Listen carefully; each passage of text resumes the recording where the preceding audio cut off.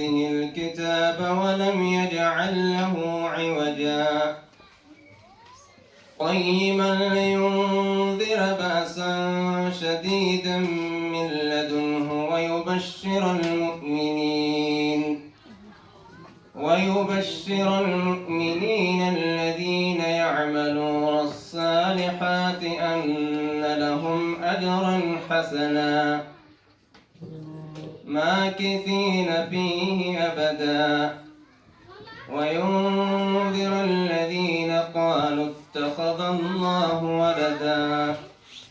ما لهم به من علم ولا لآبائهم كبرت كلمة تخرج من أفواههم إن يقولون إلا كذبا فلعلك باخع نفسك على آثارهم إن لم يؤمنوا بهذا الحديث أسفا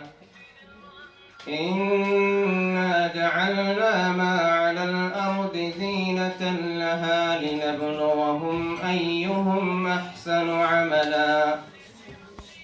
وإنا لجاعلون ما عليها صعيدا جرزا أم حسبت أن أصحاب الكهف والرقيم كانوا من آياتنا عجبا إذ أوى الفتية إلى الكهف فقالوا ربنا آتنا من لدنك رحمة وهيئ لنا من أمرنا رشدا فضربنا على آذانهم في الكهف سنين عددا ثم بعثناهم لنعلم أي الحزبين أحصى لما لبثوا أمدا نحن نقص عليك نبأهم بالحق إنهم فتية آمنوا بربهم وزدناهم هدى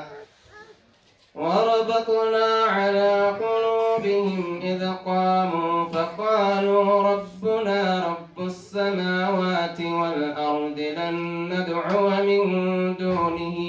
إلها لقد قلنا إذا شططا